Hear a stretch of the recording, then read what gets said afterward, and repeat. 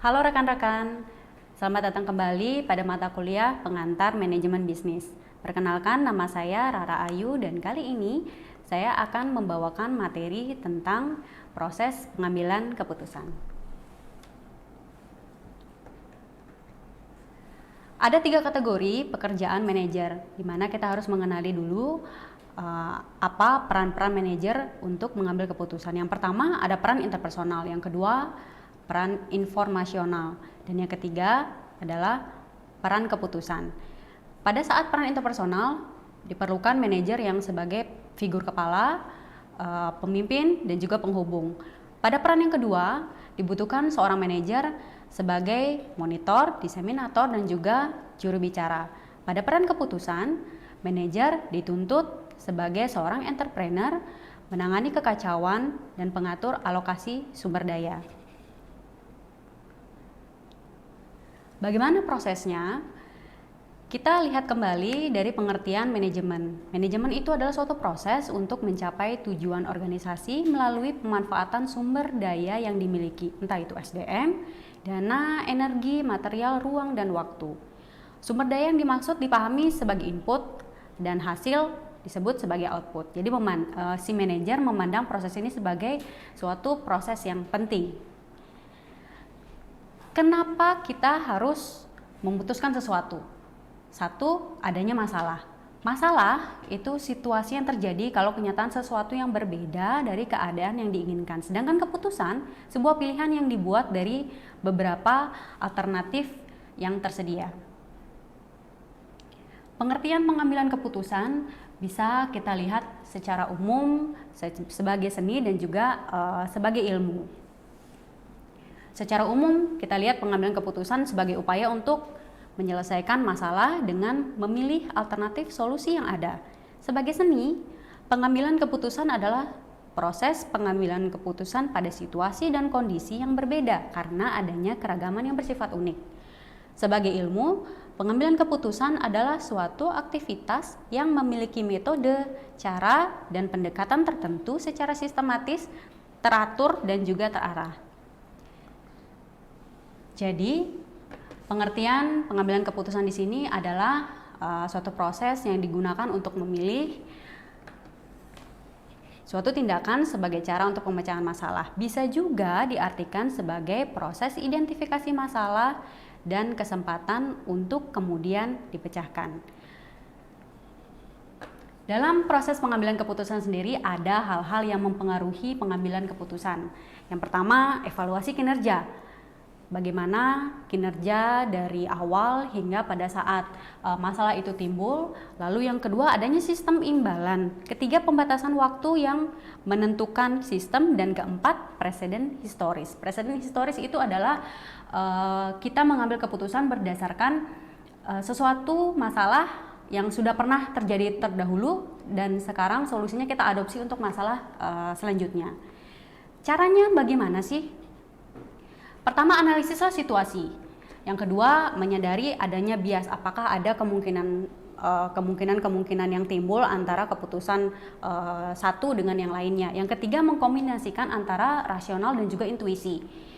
Bagaimana kita melihat satu keputusan, solusi dari suatu keputusan seperti. Yang keempat, yaitu jangan mengasumsikan keputusan cocok untuk setiap pekerjaan. Yang keempat, meningkatkan kreativitas.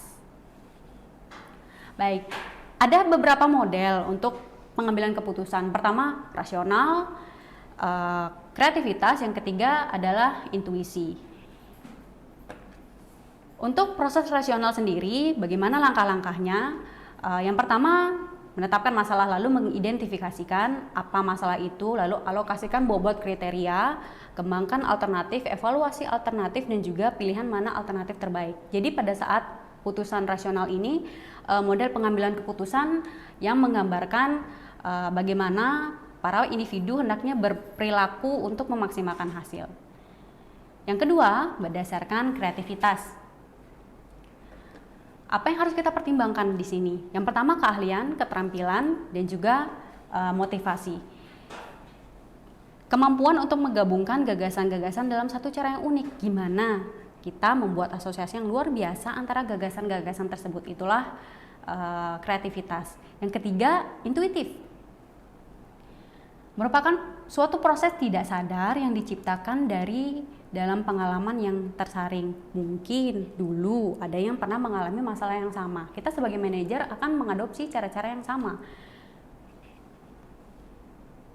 Kira-kira inilah tahapan dari proses pengambilan keputusan tingkat manajerial. Kita mengenali dulu problem, lalu mendiagnosis apa saja sih kemungkinan terbaik, terburuk, yang mana mubazir, yang mana di-cut, yang mana dipakai. Lalu bagaimana mengembangkan alternatif?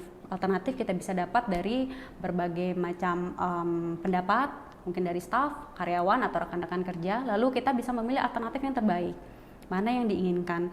Selanjutnya kita implementasikan alternatif yang dipilih. Dan yang selanjutnya adalah evaluasi dan juga umpan balik. Jika pada umpan balik itu terdapat satu keputusan yang mungkin dirasa berdampak negatif atau tidak disetujui banyak pihak, kita bisa balik lagi ke proses yang pertama, yaitu mengenali problem, lalu apa yang bisa kita pecahkan kembali, begitu.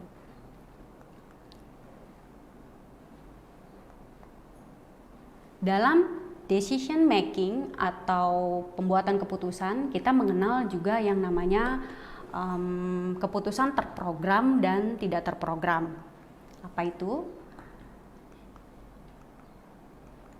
Keputusan terprogram. Jadi keputusan ini dibuat untuk menanggapi situasi yang sering terjadi. Sering terjadi contohnya apa?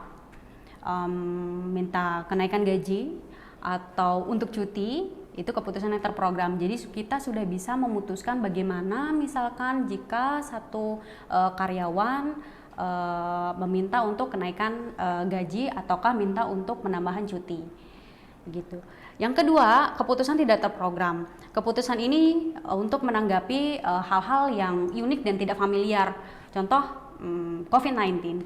Jadi saat ini banyak sekali gejolak-gejolak yang timbul akibat perubahan-perubahan kebijakan. Jadi keputusan ini tidak terstruktur serta menimbulkan banyak konsekuensi penting bagi organisasi. Itulah keputusan yang tidak terprogram. Jika dibandingkan dalam satu bagan, beginilah. Jadi Anda bisa nanti simak kembali dalam slide yang akan saya share, dan juga bagaimana apa perbandingan antara keputusan terprogram dan tidak terprogram, apa masalahnya, bagaimana prosedurnya, diterapkan pada perusahaan apa, bagaimana contoh penerapannya pada instansi atau dinas-dinas tertentu.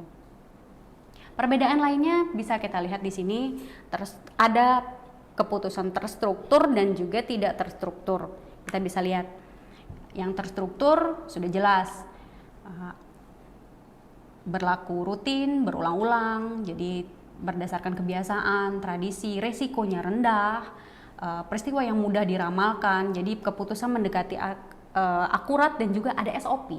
Yang tidak terstruktur, tidak berulang, jadi sulit dicari solusinya, tidak berhubungan, jadi adanya masalah-masalah akibat perbedaan kreativitas, resikonya lebih tinggi, sulit diramalkan, sulit dinilai, dan pastinya tidak ada SOP. Tipe keputusan lainnya ada dua tipe nih, ya.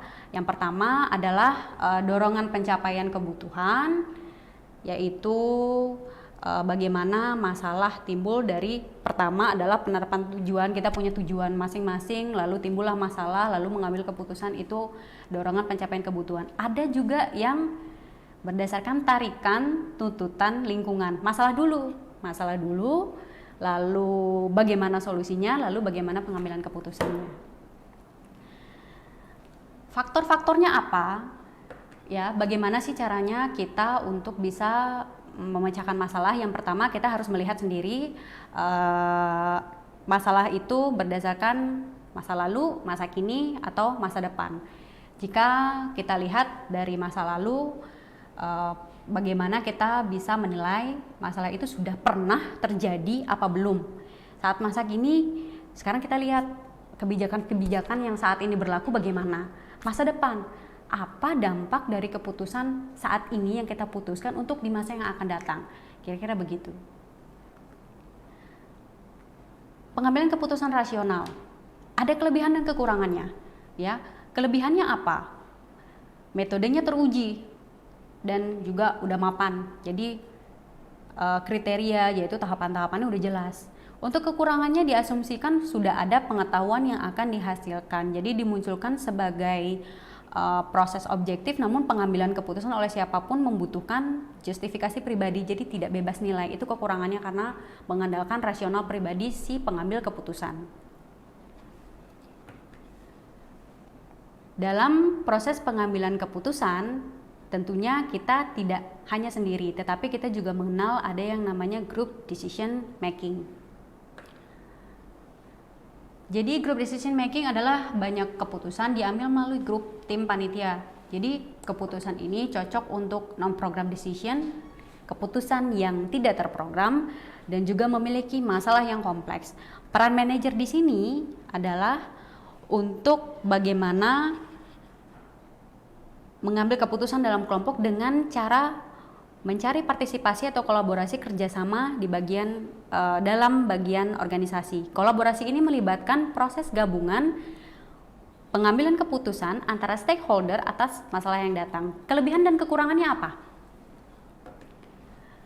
Pada group decision making, kita lihat kalau kelebihannya berbagai pengalaman dan keahlian. Jadi banyak sekali kreativitas, jadi pendapat-pendapat dari anggota grup yang bisa kita ambil. Kekurangannya apa? Butuh waktu yang lebih banyak untuk bagaimana kita menyaring keputusan yang terbaik. Lalu kelebihannya apa?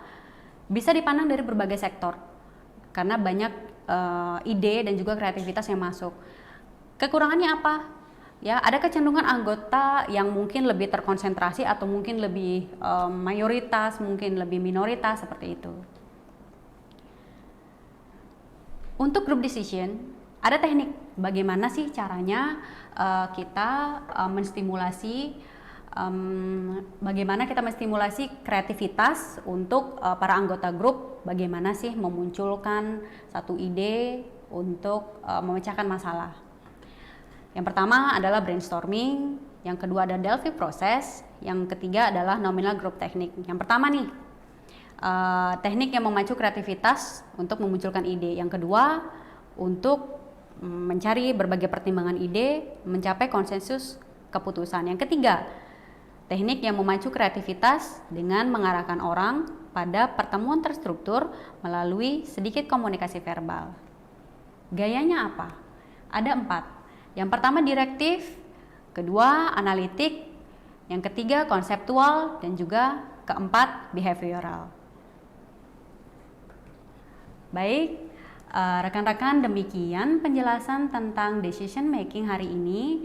Untuk selanjutnya bisa kalian pelajari kembali dalam materi PowerPoint yang akan kami share.